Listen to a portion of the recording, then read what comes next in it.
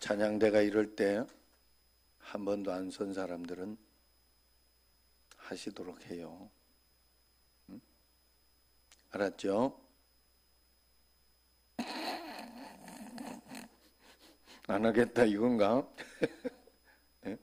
잘 이렇게 하도록 이렇게 해서 이럴 때 한 번씩 이렇게 또 집에서 일주일간 연습하면 되잖아. 그러면 다 되는 거예요. 그래서 한 번씩 찬양을 좀 해서 잘 하도록 하면 되겠습니다. 오늘 사망의 권세를 이기시고 부활하신 주님을 찬양합니다. 자, 우리 사망의 권세를 이기시고 부활하신 주님을 찬양합니다. 인사합시다.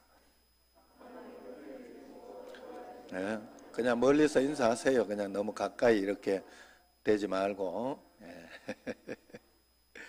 예, 그래서 이제 많이 좋아지고 있지만 더 우리가 막바지 잘 또 서로 사회적 거리 잘 두시고 또 마스크도 잘 쓰고 지금 사실 이렇게 실내 내부는 2m가 맞지만 외부는 5m, 10m 이렇대요.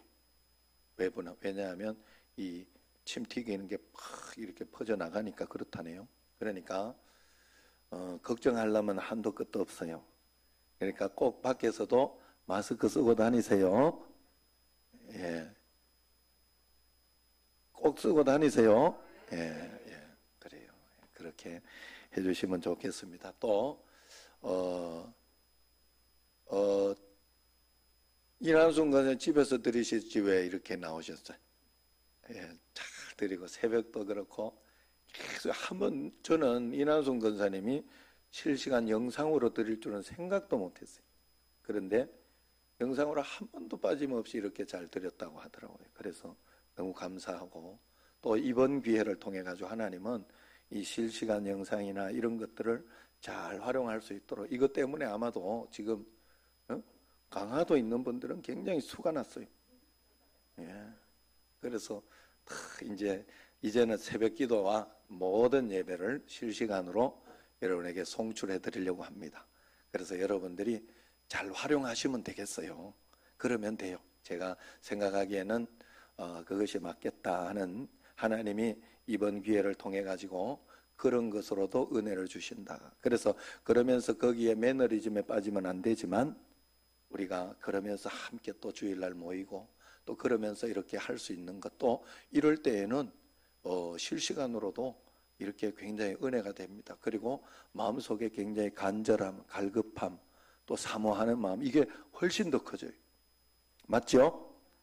예, 지금 그러면서 지금 청주에서도 예? 김경하 권사님 예, 보고 있습니다. 또 제가 이렇게 잘 몰랐더니 우리 예전에 그 축구하면서 그 성민이 친구 지금 제주 유나이티드의 골키퍼로 이렇게 가 있는 그 연수가 예배를 드리고 있다고 그래요.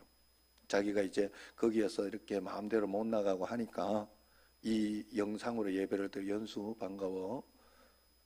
연수 어머니도 이렇게 요즘 또 이렇게 코로나 때문에 이걸로 드리고 있다고 그런 소문이 있어요. 그리고 다른 사람은 생각지 않던. 그래서 강간순 집사님, 이순애 집사님 깜짝 놀랐어요.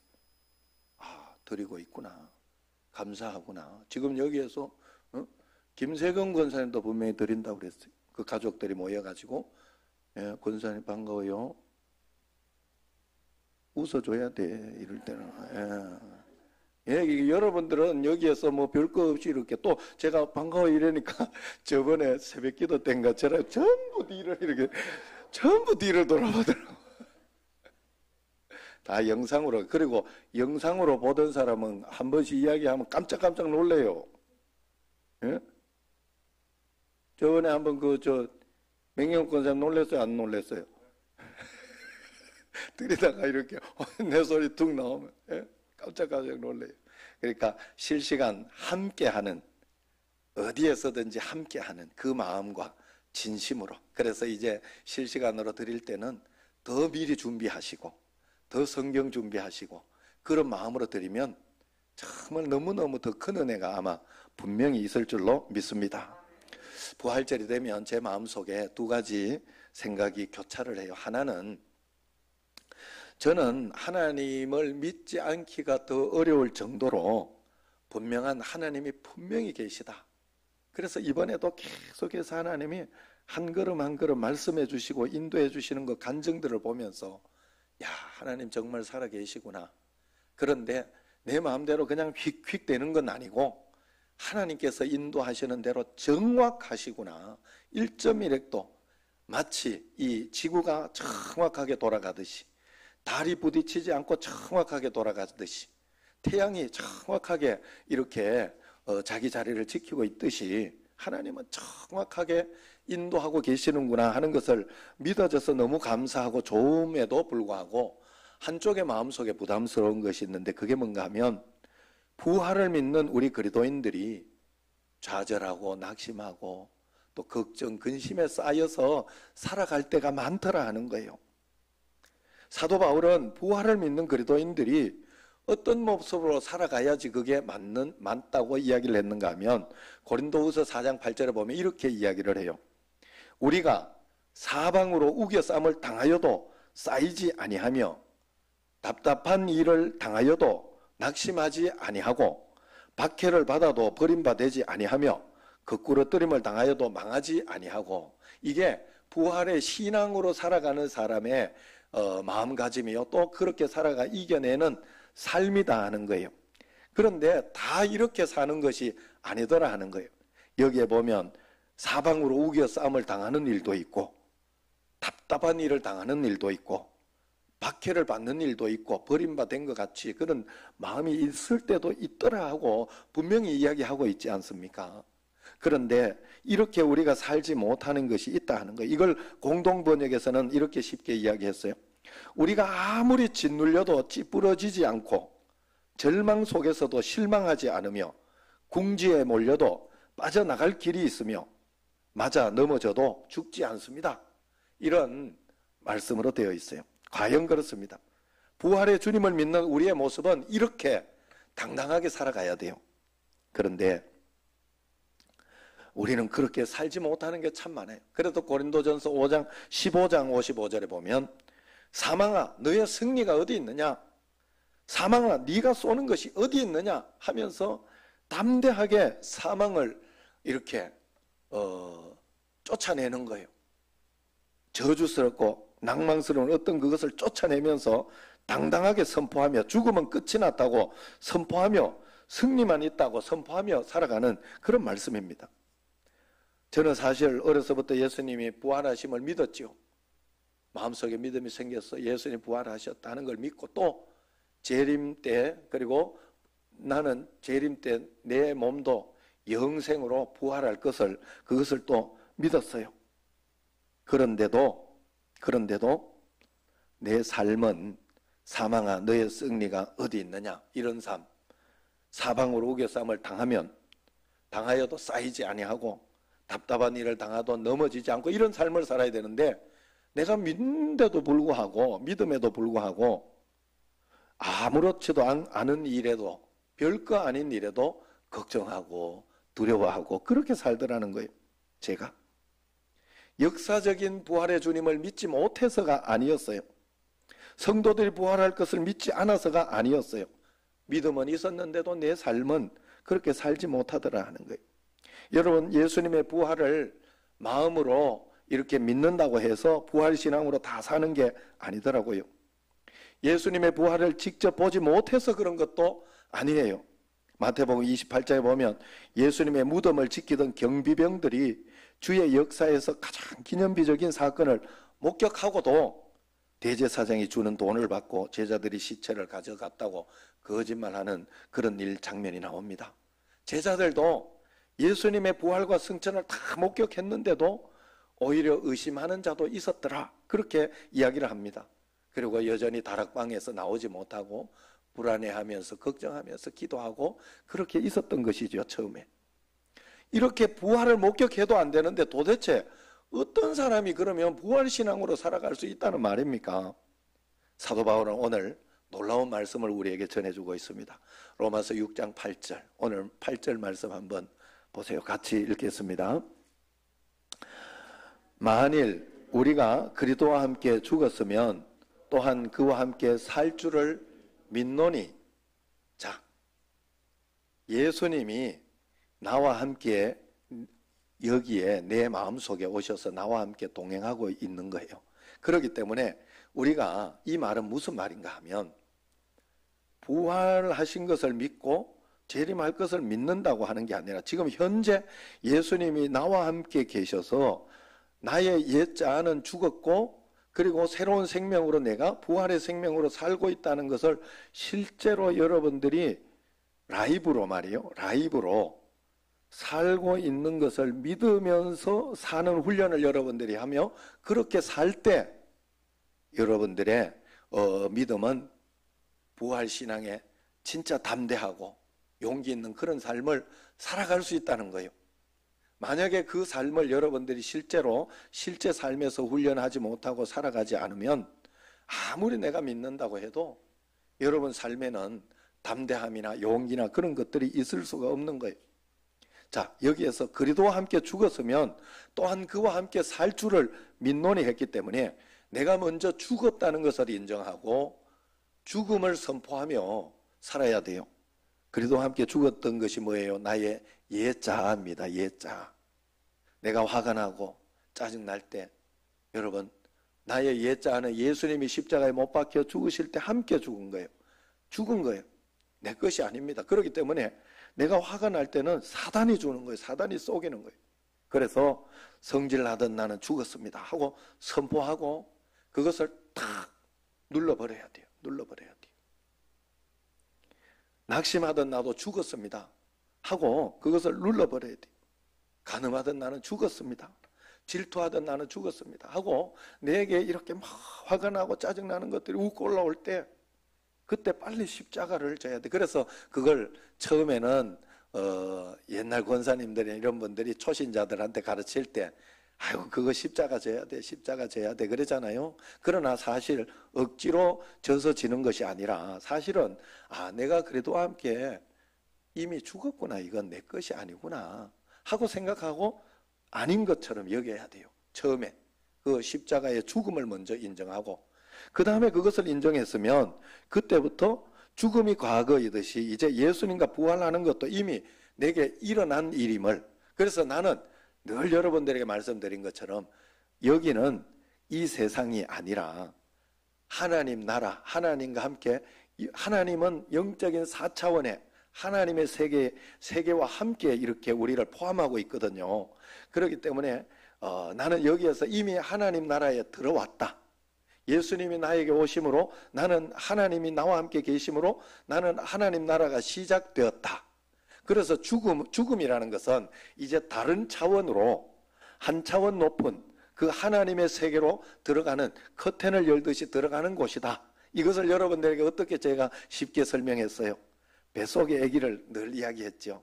뱃속에는 2차원 속에 더 이렇게 막 활동하지 못하잖아요. 이 2차원 속으로 쭉 있잖아요. 그런데 이 10달의 생명이 끝나고 밖으로 나올 때 3차원으로 나올 때 다른 차원으로 나올 때는 분명히 뱃속의 아기는 탯줄이 끊겨서 죽어야 돼요. 그러면 다시 3차원에. 그런데 여러분 내가 아기를 딱 가질 때 그때 순간부터 이미 바깥 세상과 이 안쪽은 연결되어 있어요. 마찬가지예요. 지금 우리가 3차원의 세계에 살고 죽음이라는 세상의 육신의 껍데기가 죽는 죽음이라는 것으로 끝날 것 같지만 죽음으로 끝나는 게 아니에요. 4차원의 하나님의 나라가 있단 말이에요. 4차원의 영적인 세계가 있어요. 그렇기 때문에 그 영적인 세계는 지금 이 3차원을 포함하고 있어요. 그래서 죽음은 우리를 커튼을 열고 하나님 나라로 들어가듯이 그렇게 우리를 만들어 줄 것이다 하는 거예요. 그렇기 때문에 여기에서 우리는 세상의 통치를 받는 것이 아니라 하나님의 통치를 받으며 살 수 있는 그 믿음의 삶을 우리가 살아내야 되는 거예요. 그래서 여기에서 이제 예수님께 대해서 하나님에 대해서는 살아있는 자로 여겨야 돼요. 부활하신 예수님이 우리 안으로 영으로 거하셔서 오셨기 때문에 지금 예수님이 나와 함께 계신다고 믿으면서 여러분들이 그러면서 하나하나 의식하며 사는 훈련을 꼭 해야 돼요. 여러분 여기서도 지금 이렇게 있으면 좀 잠도 오시고 이렇게 할 거예요. 그런데 내가 그 잠 오는 분만 이렇게 유심히 쳐다보는 거예요. 이러면요, 자다가도 굉장히 부담스러워져. 내가 계속 자도 되나 이런 마음이 들 정도로. 그래가지고 내가 누구를 보겠어요? 신경 쓰지 마세요. 내가 누구를 보든지. 예? 그래 하여튼 의식을 하면 그래 여러분들이 항상 그걸, 제가 여러분을 계속 따라다닌다고 생각해 보세요. 계속 그러면 여러분들이 막 이렇게 나쁜 곳에 갈 수 있겠어요? 예?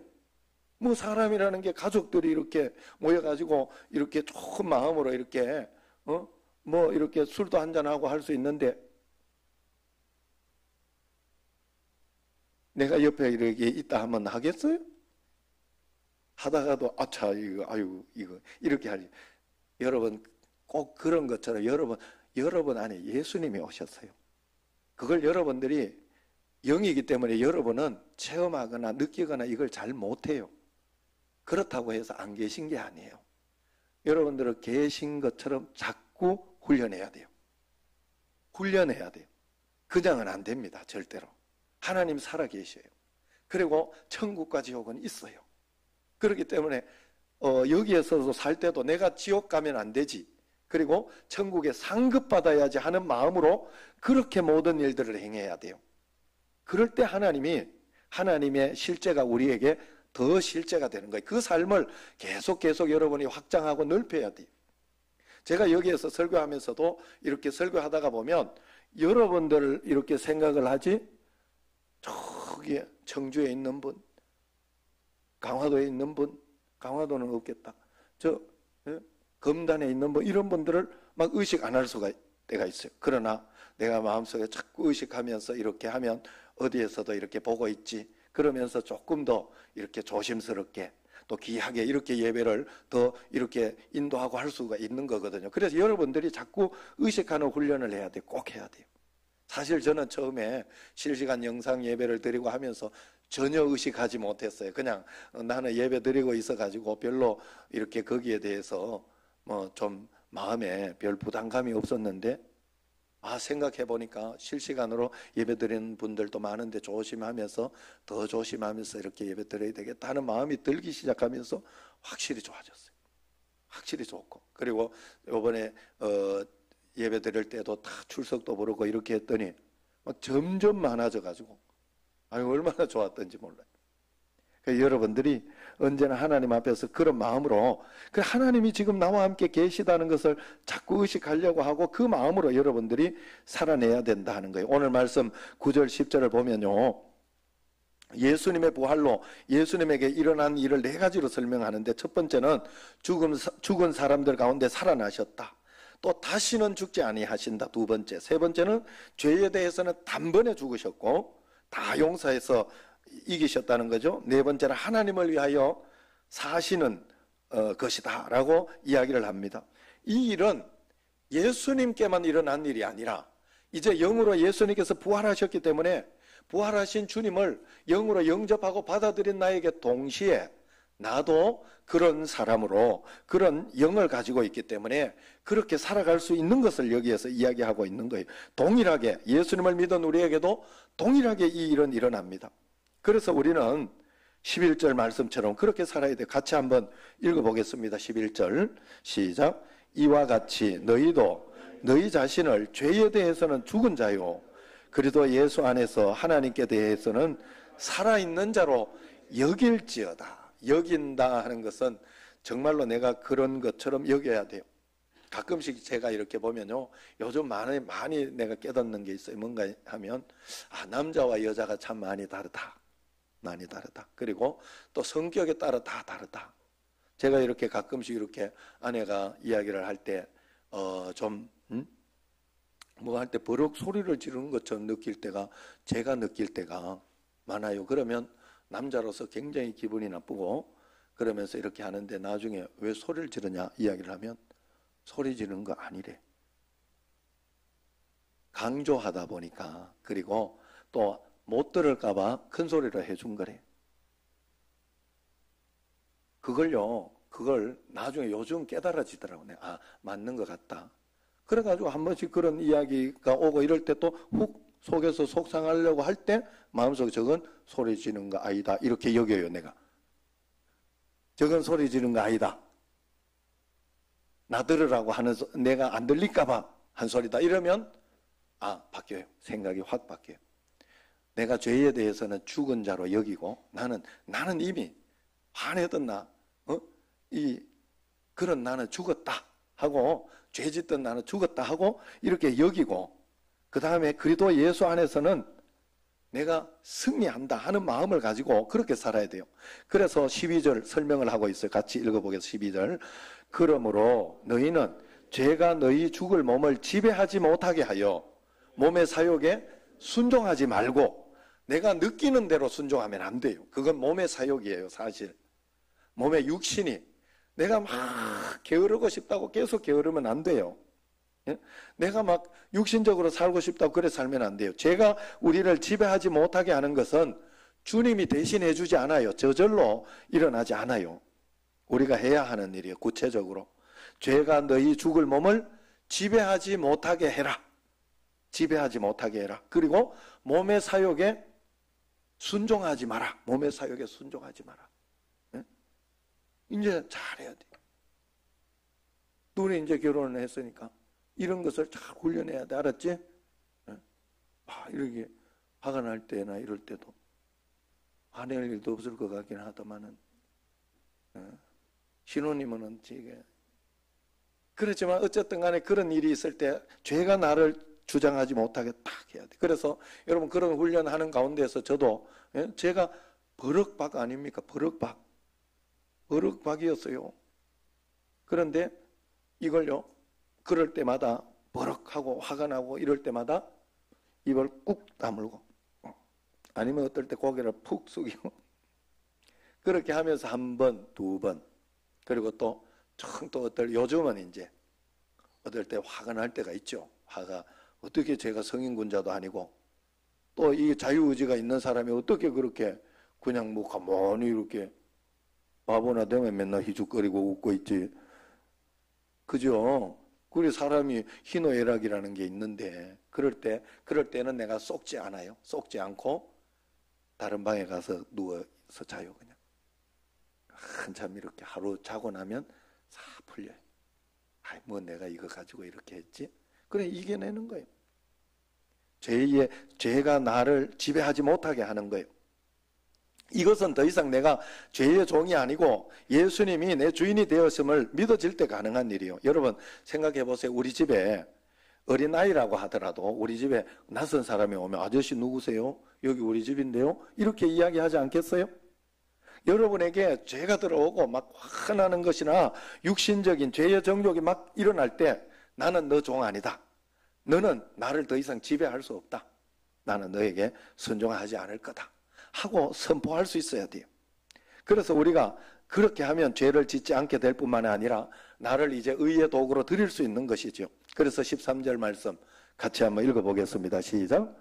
또한 너희 지체를 불의의 무기로 죄에게 내주지 말고 오직 너희 자신을 죽은 자 가운데서 다시 살아난 자같이 하나님께 드리며 너희 지체를 의의 무기로 하나님께 드리라 그랬어요. 의의 무기로 하나님께 드리라.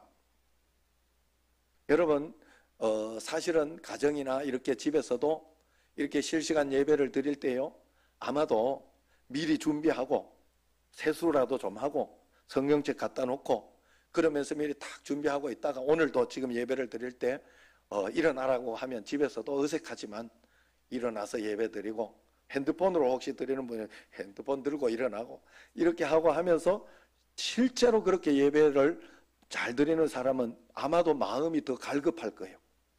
교회에 와서 이렇게 드리는 예배에 갈급함이 더 있을 것입니다. 분명히. 제가 보기에는 그래요. 대충 막 이렇게 드린 사람은, 아마도 대충 드린 사람은 거기에 이제 쭉 빠지기 시작해요. 그래가지고 게을러져요. 사람이 게을러져. 이게 다른 거예요. 그래, 여러분들이 하나님 앞에서 내가 당당하게 선포하면서 그렇게 불의의 무기로 죄에게 내주면 안 됩니다. 의의 무기로 하나님께 드려야 돼요. 우리는 죽었다가 다시 산 사람이라는 믿음이 있어야 돼요. 왜냐하면 내가 그래도 함께 십자가에 못 박혔나니 옛자아는 죽었다. 나는 죄에 대해서는 완전히 죽은 사람이다. 이런 마음을 가지고 결단을 하고 살아야 할 줄로 믿습니다. 그래서 이 죽었다가 다시 산 사람의 심정으로 산다는 게 어떤 것일까 하고 생각해 보니까 인천교회에 그 목사님이 있어요. 제가 존경하고 사랑하는 그 김진우 목사님이라고 그 목사님이 있는데 아내와 사별한 지 10년 정도 지금 됐다고. 난 그렇게 오래된지 몰랐어요. 그런데 이런 이야기를 하더라고요. 노회장 되시면서 사석에서 같이 식사하면서 이야기하는데 이런 이야기를 제가 여러분들에게 여기 좀 편하게 말씀을 드릴게요. 편한 표현을 할게요. 뭐라고 하는가 하면 내가 마누라 가슴에 묶어 놨더니 그 다음에는 아무것도 겁나는 게 없더라 이러더라고요. 무슨 말인가 했더니 몇 년 전에 총회 재판국장을 했어요. 재판국장이니까 총회에서 막 이렇게 굉장히 나쁘고 힘들고 어려운 일들이 많이 들어와요. 그거 결정하려고 하면 하나님 앞에 기도하면서 정상적으로 하지 않으면 굉장히 힘들거든요. 그런데 아무리 정상적으로 해도 반대편에 있거나 자기 말을 안 듣는 사람들은 이게요 협박을 하더라는 거예요. 내가 당신 교회 가서 데모하겠다. 응? 당신 반길 조심해라. 당신 고발하겠다. 막 이런 것으로 한다는 거예요. 그런데 그때 자기가 너들 이 목사님이 편하게 제가 말씀드려요. 너들 마음대로 해봐라. 내가 겁내라. 마누라 내가 묻은 사람이 내 마누라 내 가슴에 묻은 사람인데 너들 마음대로 해봐라. 정말 이 마음이 확 들더라는 거예요. 진짜. 그러니까 그런 것들을 이겨내게 되더라는 거예요. 여러분 아내가 죽은 그 마음을 품고도 그렇게 담대하게 용기 내면서 막 그렇게 고집을 자기가 이렇게 불의에 고집을 부리면서 살아가는데 말이에요. 우리가 내가 그래도 함께 십자가에 못 박혔다 하는 나는 십자가에서 죽었다가 다시 산 부활신앙으로 산다면 우리가 가정에서나 일터에서나 죄에 대해서 그렇게 쉽게 무너지지 않는다는 거예요. 나는 구원받은 사람인데 늘 죄에 너 나에게 함부로 할 수 없어. 그러면서 이제 이겨낼 수 있는 거예요. 주님이 붙잡아주고 지켜주실 것을 확실히 믿고 주님이 하실 말을 하고 주님이 하실 행동을 하면서 그렇게 살아갈 수 있는 거예요. 그래서 이런 사람을 성경에서는 너희가 율법 아래 있지 않고 은혜 아래 있는 사람이다. 그렇게 하는 우리는 이제 예수님 부활신앙을 예수님을 믿은 사람이기 때문에 부활신앙을 가지고 있는 사람이기 때문에 은혜 아래 있는 사람인 줄로 믿습니다. 따라합니다. 나는 율법 아래 있지 않고 은혜 아래 있는 사람이라. 자, 그게 14절 나와요. 같이 한번 읽겠습니다. 시작. 죄가 너희를 주장하지 못하리니 이는 너희가 법 아래 있지 아니하고 은혜 아래 있음이라. 여러분, 율법, 법 아래 있지 아니하고 은혜 아래 있다는 말은 정말 놀라운 말씀이에요.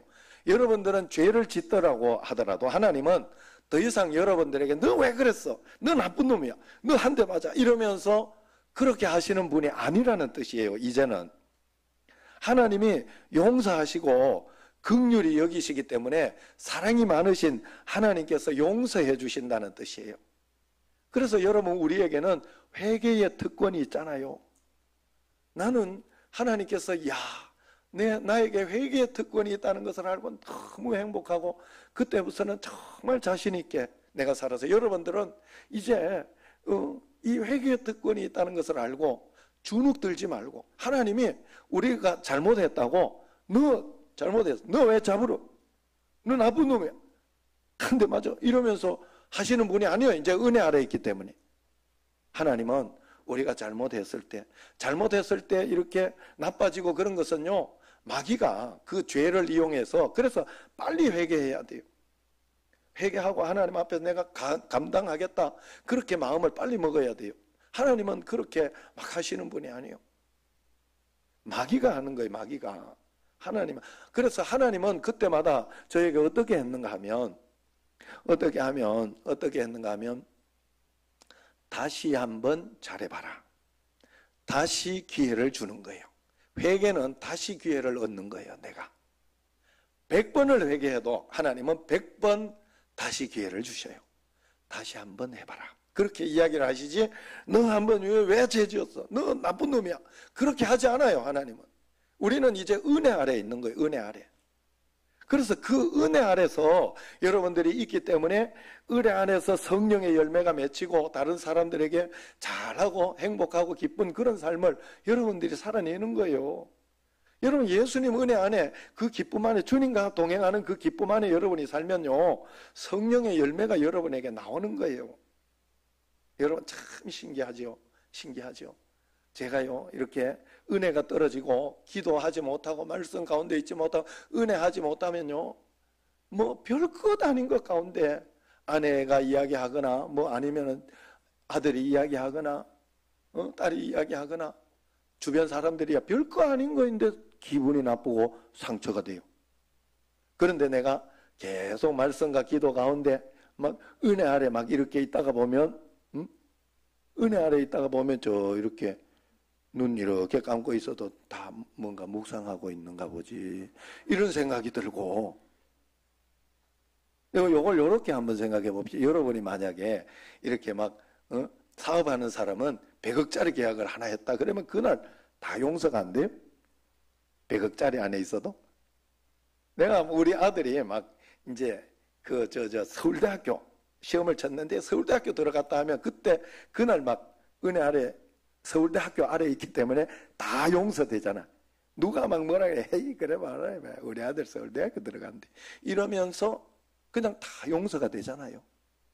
우리가 하나님 은혜 아래 있으면, 그래서 우리가 율법이나 어떤 하나님 말씀대로 잘 순종하며 사는 거지, 억지로 내가 율법 아래서 억지로 이거 해야지 그러면서 사는 건 아니에요. 율법이 있을 때는 몽학선생처럼 이렇게 하면 안 되고 이렇게 하면 되는 것이다, 이게 하나님의 복받는 길이다라는 걸 하나님이 가르쳐 주신 것이지, 그 원칙을 가르쳐 주신 것이지 억지로 하라는 게 아니에요. 은혜 아래 있으면 저절로 됩니다. 저절로 됩니다. 그래서 우리가 언제나 하나님 앞에서 하나님이 이제 우리를 막 죄를 책망하고 그러는 것이 아니라 내게 사랑의 아버지가 되시고 친밀히 나와 늘 동행하시는, 그 친밀히 동행하시는 주님이 나와 함께 있다는 걸 늘 의식하면서 의지하면서 꼭 그렇게 살아야 할 줄로 믿습니다. 이 은혜는 교회만 다닌다고 누리는 게 아니에요. 세례 받았다고 보장되는 것도 아니에요. 중직자 됐다고 안심해서도 안 돼요. 여러분이 실제로 주님이 지금 나와 함께 계십니다. 그래서 여러분들의 사건이나 어려운 일이나 그냥 그럴 때마다, 평상시에도 내가 답답하고 그럴 때는 마귀가 오는 거예요. 마귀가. 단순하게 여러분 생각해야 돼요. 내 마음속에 여러분들 예레미야에 보면 그 말씀이 나오잖아요. 내게 생명과 기쁨이 되는 마음이 있어야 주님이 나와 함께 계신 거예요. 그래서 주님 오시옵소서, 예수님 내 마음에 오시옵소서, 그렇게 해서 예수님과 함께 있다는, 주님 여기에 함께 계신 줄로 믿습니다. 이 어려움은 주님 다 보고 계신 줄로 믿습니다 하고 자꾸만 은혜 아래 있도록 해야 돼요. 그렇지 않으면 여러분에게 역사가 일어나지 않습니다. 그래서 사도행전 19장에 보면 스게와의 7 아들이 있었잖아요. 예수님의 이름을 사용해서 귀신을 쫓으려고 할 때 악귀가, 내가 예수도 알고 바울도 알거니와 너는 누구냐? 그러면서 막 그 스게와의 아들들을 공격했잖아요. 그 귀신이. 그런데 여기에서 예수도 알고, 예수님은 예수님이라 뭐 능력이 있다, 바울도 알거니와 바울을 인정했어요. 귀신이. 왜? 바울은 예수님과 동행했기 때문에 그래요.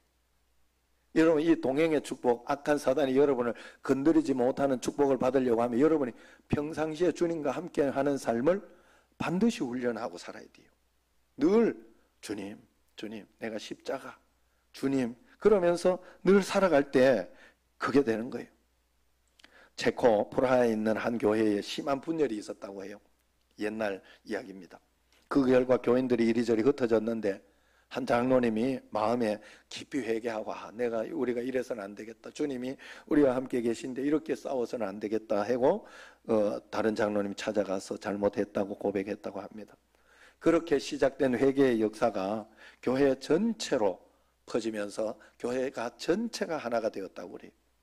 이 일이 있고 난 뒤에 몇 주 후에 구소련이죠, 소련이 체코를 침공해서 공산정부가 들어서게 됐다고 합니다. 새 정부는 교회를 막 폐쇄하려고 했다는 거예요. 그러다가 이 교회가 심하게 다투었다는 것을 알고 교회 지도자들이 얼마나 부패했는지 그걸 막 알려가지고 교회 그러니까 안 된다 이렇게 막 하려고 공개적으로 표본을 삼기로 이제 결정을 한 거예요.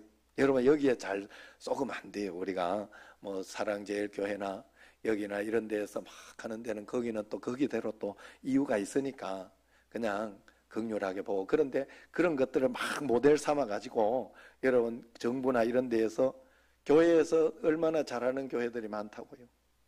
지금 사실은 교회만큼 정부에 잘 협조하고 그러는 데가 있는지 예배권은 우리 헌법에 보장된 거예요. 그렇기 때문에 거기에 대해서 우리가 판단해 가지고 이렇게 할까 저렇게 할까 그건 판단하는 거예요. 우리 교회는 다행스럽게 그렇게 큰 교회가 아니어서 그냥 계속 예배 드릴 수 있어서 나는 이번에 그게 또 너무 감사했어요. 아유, 덜 커서 감사하다. 그런데 또 큰 교회는 더 철저하게 하더라고. 더 철저하게. 자기들 다 교인들 코드가 있어가지고 아무나 못 들어오게 딱 차단을 하고 그렇게 하더라는 거예요. 우리 교회는 사실은 누가 뭐 다른 사람 오면 오늘 또 여기 다른 사람 오면 대번에 알아요. 신천지 올까봐 사실 걱정해서 그런 거거든요. 저번에 한번 새벽 기도를 했는데 거기에서 여기 밑에 뭐 여기 무슨 교회고 요 큰 교회 낙원교회가 새벽 기도 2주일 안 한다고 그랬다고 한번 왔더라고.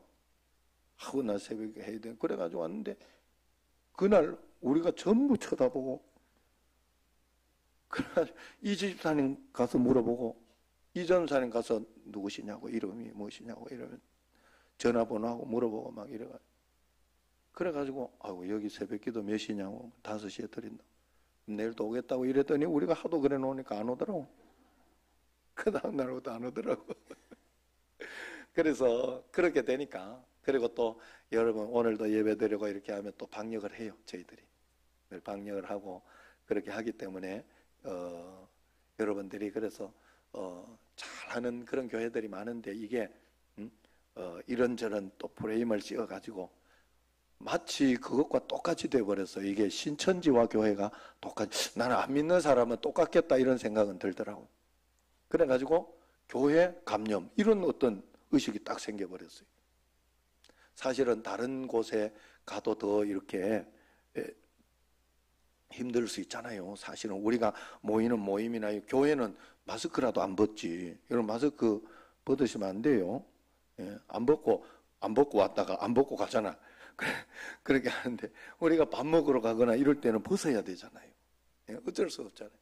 제가 보니까 나 축구도 지금 이제서야 안산에서 그 안산에 운동하러 갔었거든요. 옛날에 지금 다리 다치기 전에 그랬는데 이제 운동도 그때 이렇게 할 때 마스크 쓰고 운동 못 하거든요. 숨이 차가지고.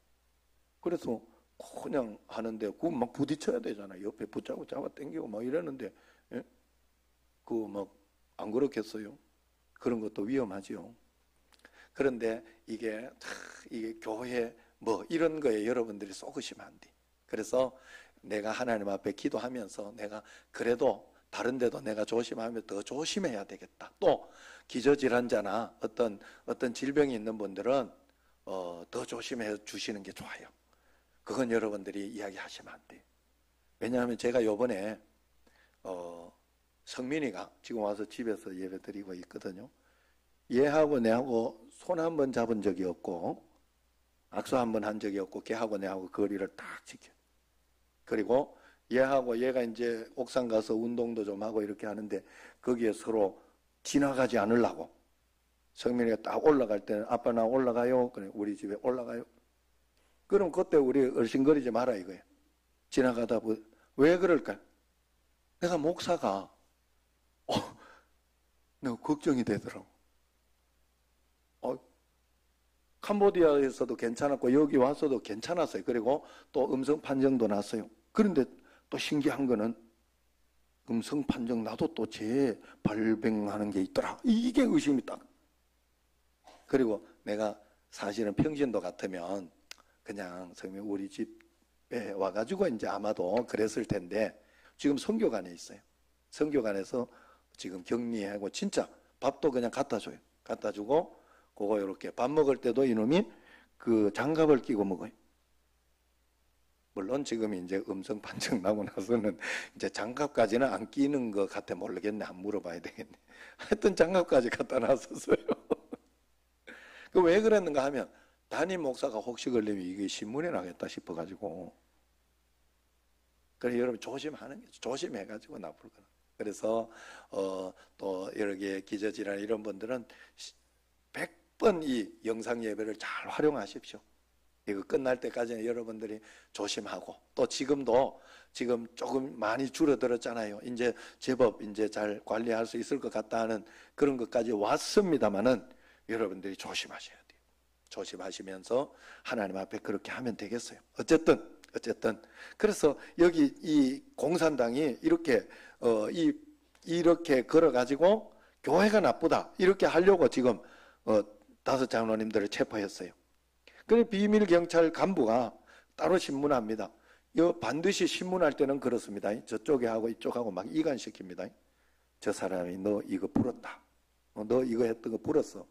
그런데 너도 그럴 거야? 이러면서 이야기해.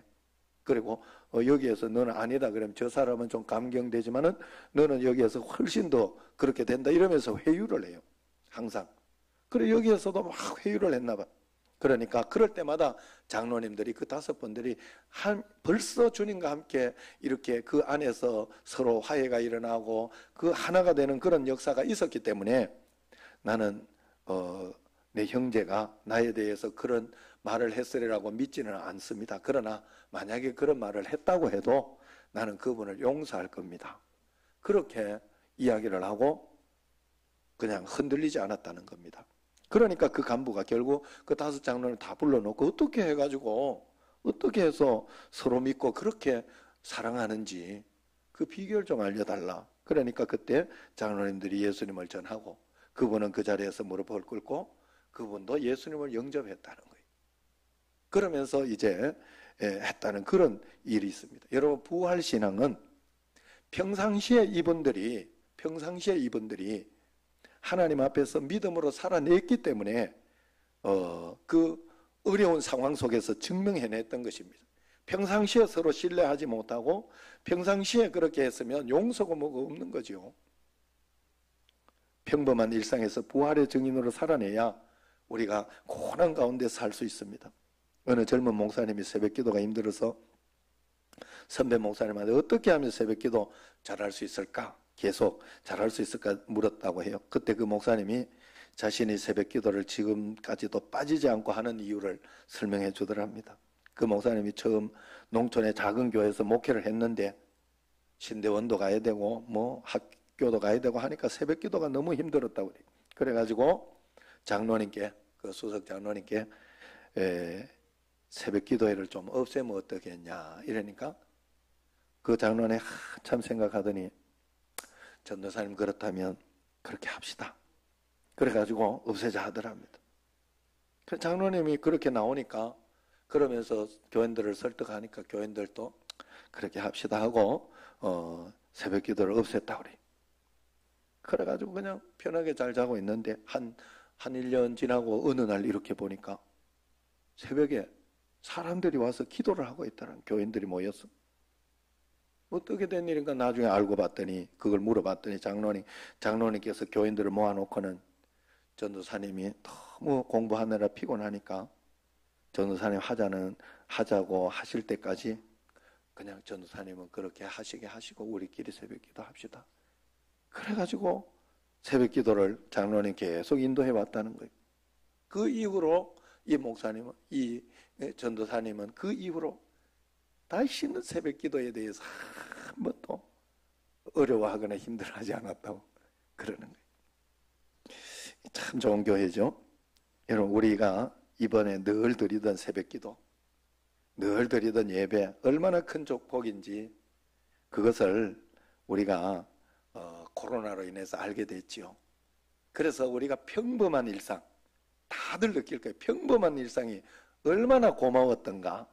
그래서 이제는 내가 원망 안 하리라, 불평 안 하리라 그러면서 이렇게 여러분들이 마음을 작정을 하고 그런 마음을 가질 것입니다. 그러나 그때 오면 내가 그러리라 하면 절대로 그렇게 안 돼요. 아, 지금 이 순간이 감사한 일이구나. 야, 이것 때문에 온라인으로도 예배 드릴 수 있으니 얼마나 감사하구나. 또 이것 때문에 또 마스크 쓰고라도 이렇게 예배 드릴 수 있으니 정말 감사하구나 하고 지금 이 순간 이것을 감사할 수 있어야 돼요, 여러분들이. 그러면서 오늘 주님과 함께 내가 평범한 일상 가운데 감사할 때 그때 가서 더 감사하게 되고 또 그때 또 힘들고 어려울 때도 또 감사한 마음이 들고 그렇다는 거예요. 매일매일 나는 죽고 예수로 사는 삶을 여러분들이 꼭 살아내야 할 줄로 믿습니다. 우리는 죽었다가 다시 산 사람이에요. 죽었던 사람이 뭔들 못하겠습니까? 이제는 죄의 종 노릇하지 말아야 됩니다. 의의 종으로 주님의 말씀에 목숨 걸 수 있는 믿음의 사람으로 다시 거듭나야 됩니다. 오늘 누가 우리 삶에서 부활의 증인으로 매일매일 살아가시겠습니까? 내가 하나님 앞에서 부활의 증인이 되겠습니다. 결단하시기를 바랍니다. 담대히 결단하고 여러분들이 매일매일 주님이 지금 나와 함께 계시니까 주님이 계신 것처럼 그러면서 죄는 십자가에 못 박고 그리고 예수님과 함께 내가 다시 살아난 그 삶을 하루하루 살아갈 때 능력 있고 그 삶을 살다가 커튼 열듯이 저 천국의 영원한 생명으로 우리가 하나님 나라에 상급을 받는 나라로 가는 줄로 믿습니다. 그 삶을 살아내시기를 주의 이름으로 축원합니다. 기도하겠습니다. 하나님 아버지, 죄에 대해서는 죽었고 예수님이 지금 성령으로 나와 함께 계셔 나를 인도하시고 지켜주시고 내 삶을 동행하시는 줄로 믿습니다. 그 동행하는 삶을 매일매일 살아내며 평상시에 잘 살아 위기와 어려움이 있을 때 쉽게 넘어갈 수 있는 저희들 꼭 되게 하여 주옵소서. 부활의 증인으로 부활을 믿는 믿음만이 아니라 삶으로 증명해내는 저희들이 꼭 되게 하옵소서. 예수님 이름으로 감사하며 기도드리옵나이다. 아멘.